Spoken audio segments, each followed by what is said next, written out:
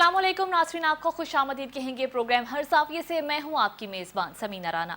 नाज़रीन, हमारा फॉर्मेट जैसे आपको मालूम है, सबसे पहले अपने जो 3 सवालात हैं वो आपके साथ शेयर कर लेते हैं। आज हम प्रोग्राम में सवाल उठाएंगे, लॉन्ग मार्च सुस्त रवि का शिकार, नई नई तारीखों का ऐलान किया जा रहा है, क्या बैकडोर मुज़ाकरात की शुनेद है। इसके बाद जो दूसरा सवाल हम प्रोग्राम में उठाएंगे, 25 मई को तहरीक इंसाफ ने अदालती रियायत का क्या गलत इस्तेमाल किया। और तीसरा सवाल हमारा आज के प्रोग्राम में ये होगा, 2 नवंबर को दिन मनाया जाता है सहाफ़ियों पर तशद्दुद और जराइम के खिलाफ आलमी दिन आज मनाया जा रहा है। हम सवाल उठाएंगे कि क्या पाकिस्तान में सहाफ़ियों को हिरासा करने का अमल तेज़ हो गया, क्या पाकिस्तान भी सहाफ़ियों के लिए अब महफूज मुल्क नहीं रहा। अपने मेहमानों का तारुफ आपसे करवा दूं। हमारे साथ तशरीफ़ रखते हैं प्रोग्राम में सज्जाद मीर साहब। बहुत शुक्रिया सज्जाद साहब, आपको खुशामदीद कहेंगे प्रोग्राम में। ज़ैगम खान साहब भी तशरीफ़ रखते हैं। ज़ैगम खान साहब, आपको वेलकम करते हैं प्रोग्राम में। और हैदर वहीद साहब भी हमारे आज के प्रोग्राम का हिस्सा हैं। हैदर वहीद साहब, आपको खुशामदीद कहते हैं। सज्जाद मीर साहब, सबसे पहला सवाल मेरा आपसे, लॉन्ग मार्च सुस्त रवि का शिकार है, हर रोज़ एक नई तारीख आ जाती है, क्या बैकडोर मुज़ाकरात की शुनेद है? देखें, बैकडोर मुज़ाकरात अगर हो रहे हैं तो इसका मतलब है कि इमरान खान अभी तक अपने प्रेशर को बिल्डअप नहीं कर सका और उससे जो नताइज हासिल करना चाहता था वो हासिल नहीं कर सका। वो इस बात की कोशिश कर रहा है कि किसी तरह बात आगे बढ़े। इसमें उसने मामला को इतना ख़राब कर दिया है कि अब कोई मुज़ाकरात के लिए उससे आमादा भी होता है, तैयार भी होता है, तो वो कोशिश करेगा कि इमरान को झुकाया जाए। वो इसलिए कि पहले तो मुस्लिम लीग नून ने ऐलान कर दिया कि कोई मुज़ाकरात ऐसे शख्स के साथ हो नहीं सकते जो ये कहता हो वो कहता हो। अब अगर नवाज शरीफ के खिलाफ शुरू हो जाएं, शहबाज शरीफ को बूट पॉलिश का कहना शुरू कर दें, जरदारी के खिलाफ शुरू हो जाएं, तो कैसे मुज़ाकरात करेंगे वो। और दूसरा, आपका जो असल टारगेट है, जो आप कहते हो मैं असल मुज़ाकरात कर रहा हूँ, उनके से मुज़ाकरात कर रहा हूँ जिनसे आप बूट पॉलिश करते हो, शहबाज शरीफ को मुखातब करके कहता है। तो इसका मतलब ये है कि वो फौज के साथ मुज़ाकरात कर रहा है। फौज ये अगर इतनी ओपनली जिस तरह सामने आई है डीजी आईएसआई के इंटरव्यू के बाद, प्रेस ब्रीफिंग के बाद, उसके बाद ये तसव्वुर करना कि वो किसी न किसी तरह से कोई ऐसी सूरत पैदा करेंगे कि वो गोया इमरान के मुतालबात मान ले, ये मुमकिन नहीं है। फिर इमरान उनकी क्या बात मानता है क्या नहीं मानता, यही अहम है। वो जुलूस इतना सुस्त रवि का शिकार है कि 3 दिन से गुजरांवाला में है। पहले दिन जो जिसे वो चंदन किला कहते हैं, वो गुजरांवाला का आगाज है। दूसरे दिन वो गोया गुजरांवाला में दाखिल होकर गुजरता हुआ उस पर जहाँ पहुंचा जिसे वो कहते हैं कि पिंडी बाईपास का रास्ता है, गोया गुजरांवाला को अबूर किया। तीसरा दिन अब जो राहवाड़ी और वहाँ वो तकरीरें कर रहे हैं, वो गुजरांवाला कैंट का इलाका है। कोई अलग अलग शहर थोड़े साथ साथ की बस्ती हैं। आप वजीराबाद में शायद 4 दिन में पहुंचना चाहते हो, जो बिल्कुल गुजरांवाला के साथ चंद मिनट की ड्राइव पर है। तो ऐसी सूरत में आप किस चीज का इंतजार कर रहे हो, किस चीज, आपको पता है कि ये लास्ट कार्ड है जो आप खेल चुके हो। इसके बाद आप क्या मनाना चाहते हो, क्या आपको तवक्को है कि इससे प्रेशर से बिल्ड अप होने, कभी कहते हैं गलेले तैयार कर ली हैं हमने खैबर पख्तूनख्वा में, कभी कहते हैं बंदूकें इकट्ठी कर ली हैं, कभी कहते हैं कि हमने चूड़ियां नहीं पहनी हुई हैं। तो ये क्या आप कहते हो पंजाब से पुरसकून गुजर रहे हैं, लेकिन हमारे खैबर पख्तूनख्वा के जियाले आ रहे हैं और वो आके आपको तमाशा दिखाएंगे। तो इमरान खान जिस खेल पर है, हो सकता है दूसरे भी उसको डाच कर रहे हो, वो भी उसके साथ ब्लफ कर रहे हो, वो भी उसको मसरूफ रख रहे हो, और मसरूफ रखने के साथ ये बता रहे हो, ये क्लियर मैसेज यही नजर आता है कि कोई बात इसकी मानी जाना मुमकिन नहीं है। ना इसके कहने पे आदमी चीफ लगना है, ना इसके मर्जी के मुताबिक इलेक्शन डेट अनाउंस होनी है। फिर ये क्या चाहता है, स्वाइस के या फेस सेविंग चाहता है कुछ लोगों के ख्याल में, तो वो फर्स्ट फेस सेविंग बकौल नवाज शरीफ के इसको ना दी जाए। सही, ठीक है। ज़ैगम खान साहब, आप क्या कहेंगे सर? देखिए, 25 मई को जब इमरान खान ने पहले मार्च किया था और धरना देने का ऐलान किया था, जब वो डिफ्यूज़ हुआ तो नया मोमेंटम बनाने में इमरान खान को 5 माह लगे और अब वो दोबारा एक नया मार्च लेकर चल रहे हैं। मीर साहब ने बिल्कुल ठीक कहा कि ये उनका एक ट्रम्प कार्ड है और इमरान खान को बहुत अच्छी तरह मालूम है कि वो अपना ट्रम्प कार्ड खेल रहे हैं। इसीलिए उनकी कोशिश ये है कि इस्लामाबाद पहुंचने से पहले पहले कोई ना कोई चीज़ तय हो जाए। लेकिन मसला ये है कि उन्होंने खुद डेडलॉक क्रिएट कर लिया है। देखिए, जब भी कोई इससे पहले कोई डेडलॉक क्रिएट होता था تو پھر فوج بیچ میں آ کے اسٹیبلشمنٹ بیچ کے آ کے کوئی بات طے کراتی تھی, گفت و شنید کراتی تھی, کسی درمیانے نتیجے پر پہنچتی تھی. جیسے کہ مارچ 2009 میں جو نواز شریف صاحب نے مارچ کیا تھا اس میں ہوا تھا. لیکن اب مسئلہ یہ ہے کہ مارچ شروع کرتے ہی عمران خان صاحب نے سب سے پہلا وار خود اسٹیبلشمنٹ پر کیا ہے اور ان کو فریق بنا دیا ہے. اب یہ تو بہت مشکل ہے ان کے لیے کہ وہ خود آ کے کیسے بیچ بچاؤ کرائیں, کیسے صلح کرائیں. اب وہ تو خود ہی اس کے فریق ہو گئے. اب اس کے نتیجے میں ان کو زیادہ ٹائم لینا پڑ رہا ہے اس ہوپ میں کہ شاید اس عرصے میں کوئی بات طے ہو جائے. مارچ کا مومنٹم بھی کمزور ہو رہا ہے, بوریت کا عنصر بھی پیدا ہو رہا ہے, اور اب بات جو ہے وہ اسلام آباد میں ہی آ کر رکے گی. اور لگتا یہ ہے کہ دوسری طرف سے یہ طے کر لیا گیا ہے کہ عمران خان صاحب کو اپنا زور دکھانے دیا جائے. صحیح. وہ جو زور دکھانا چاہتے ہیں ایک دفعہ دکھا لیں, کیونکہ اس دفعہ ان کے لیے قانون شکنی بھی مشکل ہوگی, عدالت کا رویہ بھی مشکل ہوگا. آپ کو معلوم ہے عدالت میں جو ان کا 25 مئی کا معاملہ ہے وہ ابھی بھی موجود ہے. جی. اس لیے وہ کچھ ایسا کام نہیں کر سکتے دباؤ ڈالنے کے لیے جس میں قانون شکنی کا عنصر شامل ہو, یا وہ اس علاقے میں چلے جائیں جس میں جانا ان کے لیے منع ہے. اگر وہ اپنی جگہ پر رہیں گے جو جگہ ان کو الاٹ کی گئی ہے H9 میں, تو پھر وہ بہت زیادہ دباؤ نہیں ڈال سکتے. سردیاں بہت سخت ہیں, اسلام آباد کی شروع ہو چکی ہیں, رات کو رکنا یہاں مشکل ہوگا. دن میں کئی دنوں تک وہ مسلسل ایک جلسے کی صورتحال کر سکتے ہیں کہ ہر روز آفٹرنون میں جیسے ابھی کر رہے ہیں وہ جلسہ کریں, لیکن مجھے نہیں لگتا اس کے نتیجے میں حکومت پر کوئی بہت زیادہ دباؤ پڑے گا. ٹھیک ہے جی. حیدر وحید صاحب, آپ کیا سمجھتے ہیں؟ سست روی کا شکار ہے لانگ مارچ, نئی تاریخیں دی جا رہی ہیں, کیا بیک ڈور رابطے ہو رہے ہیں, کوئی ایسی شنید ہے؟ حیدر وحید صاحب سے ابھی ہمارا رابطہ نہیں ہو سکا. ناظرین, ایک بریک کا وقت ہوا ہے, ایک بریک کے بعد واپس آئیں گے تو ہم اپنی گفتگو کے سلسلے کو آگے بڑھائیں گے. ہمارے ساتھ رہیے.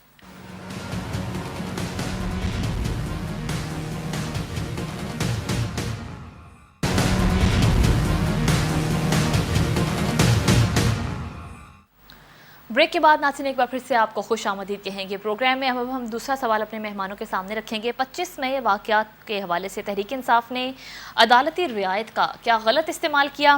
حیدر وحید صاحب, کیا کہیں گے آپ اس پر؟ دیکھیں, اس میں کوئی شک نہیں ہے کہ خان صاحب کے عزائم جو ہیں وہ آج بھی کچھ ایسے نظر آتے ہیں کہ جہاں وہ کوئی قانونی احکامات کی پاسداری کرتے نظر تو نہیں آتے آج بھی. اس وقت تو ہم جانتے ہی ہیں کہ کس طرح سے پامال کیے گئے تھے کورٹ کے آرڈرز, اور پھر ظاہر ہے کہ خان صاحب کے حوالے سے ایک چیریٹیبل ویو لیا گیا تھا کہ شاید وہ لا علم تھے.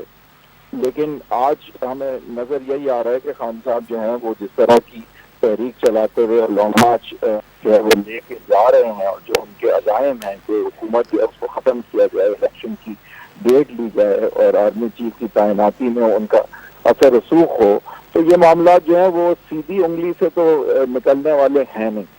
تو ہم یا تو یہ سمجھیں کہ خان صاحب یہاں پہ ہارنے جا رہے ہیں, یا پھر ہم سمجھیں کہ خان صاحب اس سے ہٹ کے بھی کوئی کوشش کریں گے جس کا شاید جو ہے وہ عدالتی احکامات جو ہے وہ اس سے تجاوز بھی ہو اس میں.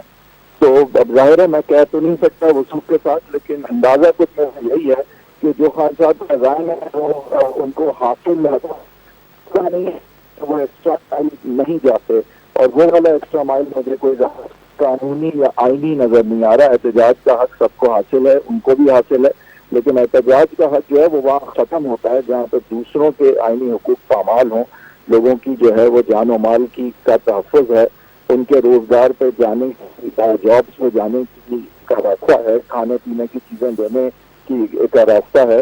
یہ ساری چیزیں بلاک نہیں ہو سکتی, زندگی جو ہے وہ مفلوج نہیں ہو سکتی. مختلف جگہوں پہ وہ ضرور احتجاج کریں. اسلام آباد میں آنا بھی ان کا حق ہے, ان کا شہر ہے. تو میرے خیال سے یہ معاملات جو ہیں وہ مد نظر رکھتے ہوئے احتجاج کا آئینی حق وہ استعمال کریں, اور ضرور کریں, اور جتنے دن ان کو بیٹھنا بیٹھیں.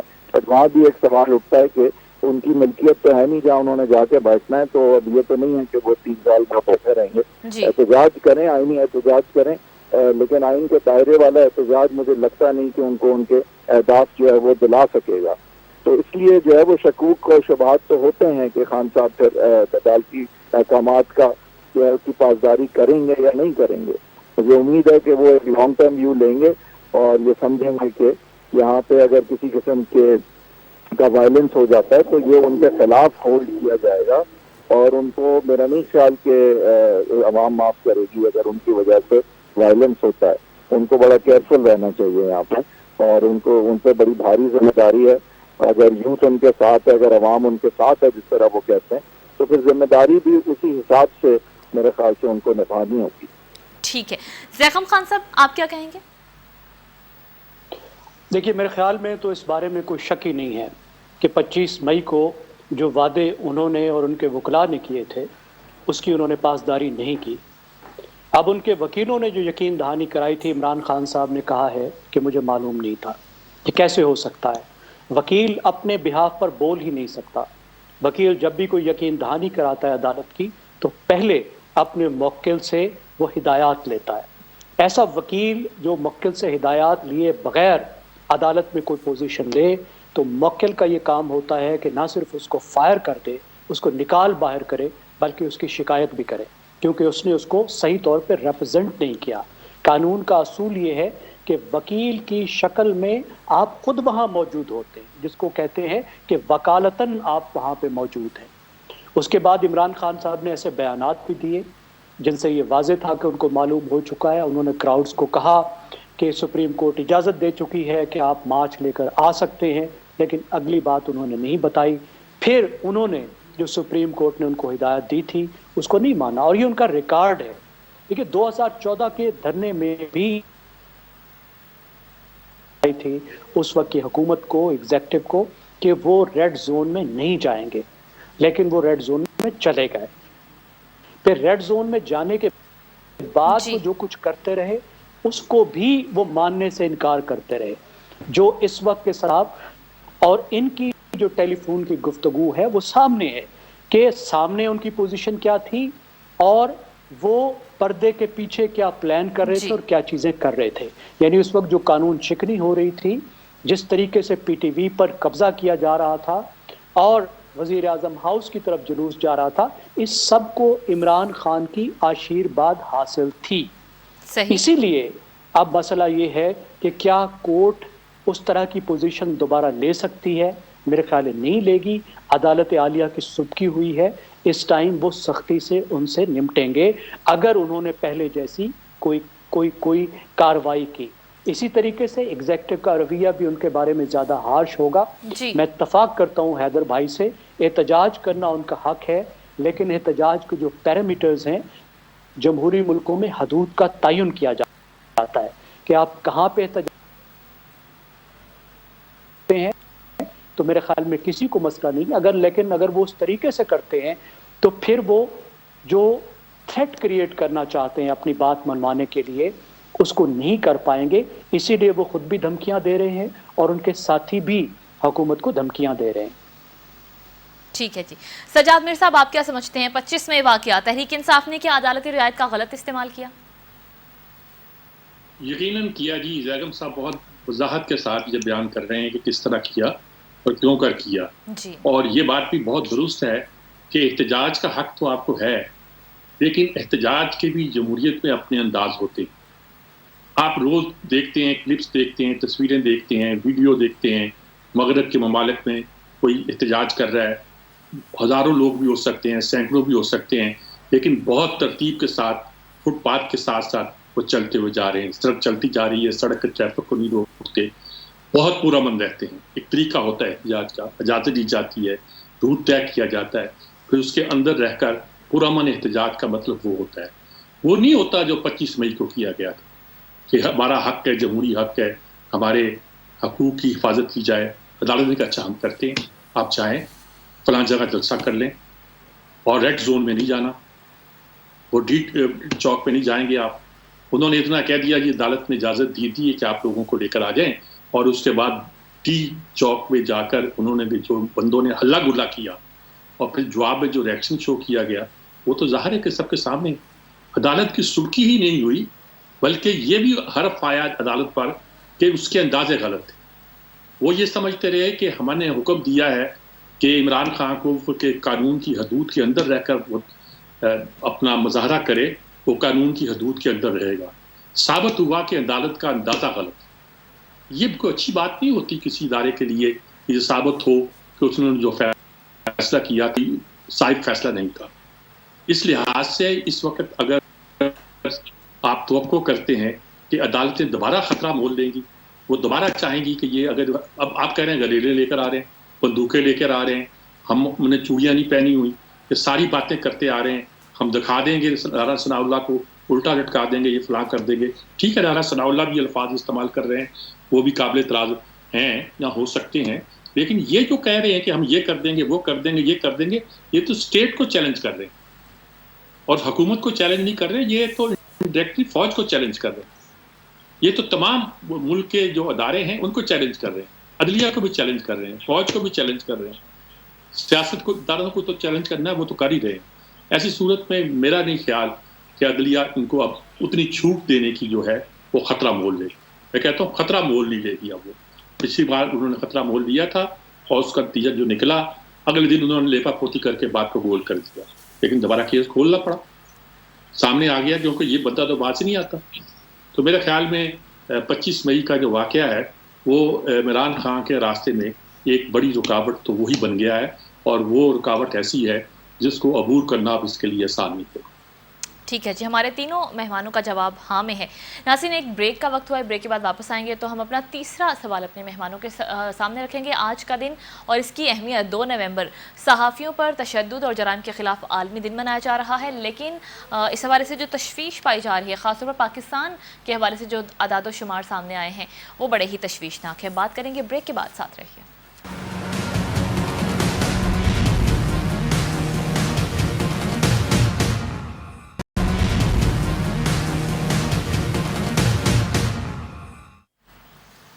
ناظرین, بریک کے بعد ایک بار پھر سے آپ کو پروگرام میں خوش آمدید کہیں گے. اب ہم تیسرا سوال اپنے مہمانوں کے سامنے رکھتے ہیں. ناظرین, جیسا کہ ہم سب کو معلوم ہے کہ صحافت کو معاشرے کے لیے آنکھیں اور کان کہا جاتا ہے, کان کی سی اہمیت ہے, لیکن بدقسمتی سے آج کی دنیا میں جو تشدد کے واقعات بڑھ رہے ہیں اس کی زد میں صحافی بھی آ رہے ہیں. صحافیوں کے لیے بھی یہ شعبہ اب محفوظ نہیں رہا. خاص طور پر اگر پاکستان کی بات کی جائے تو پاکستان میں صحافیوں کو ہراساں کرنے کا عمل کتنا تیز ہو گیا ہے, کتنی تشویش کی بات ہے. سب سے پہلے زیغم خان صاحب آپ کی طرف آؤں گی, کیا کہیں گے سر آج کے عالمی دن کے حوالے سے اور پاکستان کے لیے جو اعداد و شمار جاری کیے ہیں وہ کتنے تشویشناک ہیں؟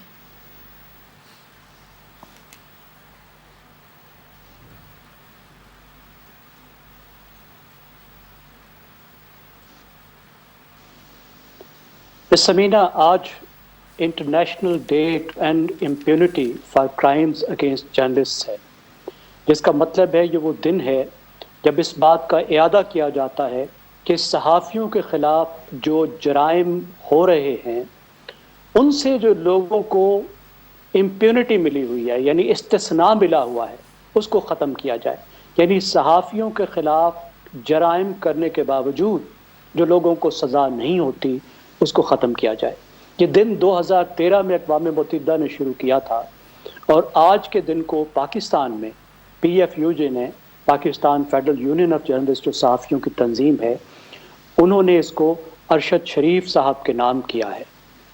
فریڈم نیٹ ورک جو صحافیوں کے تحفظ کے لیے کام کرنے والی پاکستان کی بڑی تنظیم ہے, اس نے بھی ایک رپورٹ جاری کی ہے جس کا نام ہے کلنگ فیلڈز, اور اس میں وہ یہ بتاتے ہیں کہ 2012 سے 2022 کے درمیان میں, یعنی گزشتہ 10 سال میں جو صحافیوں کے قتل ہوئے ان میں سے 96% میں کسی کو سزا نہیں ہوئی. یعنی ان 10 سال میں, گزشتہ 10 سال میں 53 پاکستانی صحافی جو ہیں وہ قتل ہوئے, اور ان 53 صحافیوں کے قتل میں صرف 2 کیس ایسے تھے جس میں کوئی سزا ہو سکی.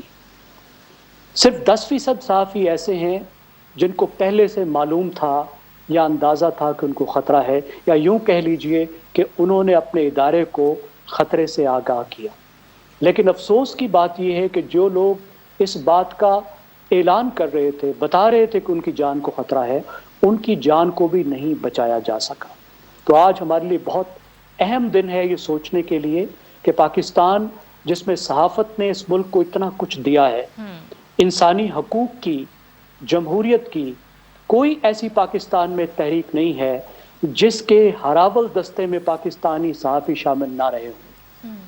پاکستانی صحافیوں نے طاقت کو ہمیشہ آئینہ دکھایا ہے, करप्शन के आगे बंद बांधा है, जो ज्यादतियां पाकिस्तान का हुक्मरान तबका, हुक्मरान अशराफिया करती है, उसके सामने डट कर खड़े हुए हैं।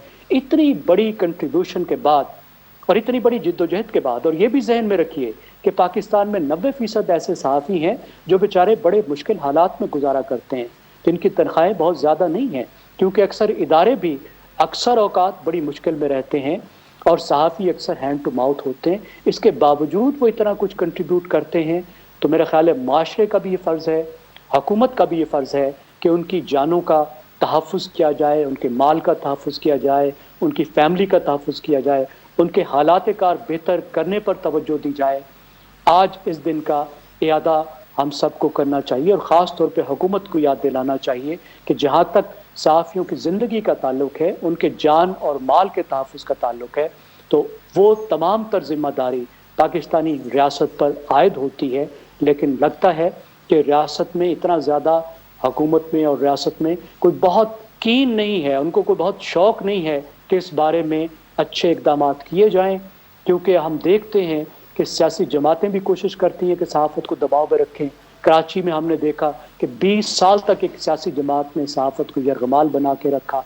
बाज़ औक़ात हमारे रियासत के इदारे भी दबाव में डालने की कोशिश करते हैं, हुकूमतें भी सहाफ़ियों का मुंह बंद करने की और उनके कान मरोड़ने की कोशिश करते हैं। अगर हमने आगे बढ़ना है, एक महज़्ज़ब माशरा बनाना है, एक ऐसा माशरा बनाना है जो तरक्की के रास्ते पे चल सके, जिसकी सारी दुनिया में इज्जत हो, तो हमें इस सब को तब्दील करना होगा। ठीक है जी। हैदर वहीद साहब, आप क्या कहेंगे? आज आलमी दिन मनाया जा रहा है सहाफ़ियों पर तशद्दुद और जराइम के ख़िलाफ़। पाकिस्तान के हवाले से जो अदाद शुमार सामने आए हैं और जो अभी हालिया वाक़यात हैं, उसके बाद आप क्या समझते हैं कि अब किन इक़दामात की बहुत ज़रूरत है कि पाकिस्तान को भी सहाफ़ियों के लिए अब महफूज मुल्क तसव्वुर नहीं किया जाता? देखें, ये हमारा पुराना मसला है और ये बात जो है ना वो सहाफ़त की सिर्फ नहीं है। आई थिंक एक बेदारी की ज़रूरत है कि रूल ऑफ लॉ जहाँ होगा, जहाँ पे कानून की पासदारी होगी, जहाँ वोट को रोंदा नहीं जाएगा, जहाँ आईनी और जमहूरी हुकूमतें होंगी, वहाँ ऑटोमेटिकली जो है, क्योंकि ये साथ साथ चीज़ें चलती हैं, अदलिया की आज़ादी है, सहाफ़त है, आईनी हुकूक हैं, रूल ऑफ लॉ है, ये एक दूसरे से अलहदा नहीं होती, ये एक ही चैरियट के अलहदा पहिए हैं। तो मेरे ख्याल से बेदारी सबसे पहली चीज़ है कि लोगों को ये समझना होगा कि अगर सहाफ़त जो है वो आज़ाद नहीं होगी तो उनको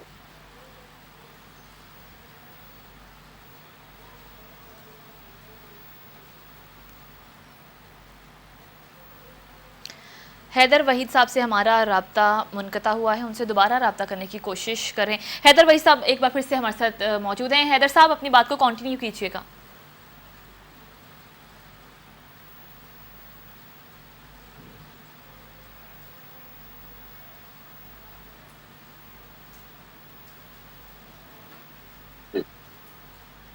जी, मैं यही कह रहा था कि देखें, ये बड़ा इम्पोर्टेंट है कि हम समझें कि सहाफ़त ज़रूरी क्यों है।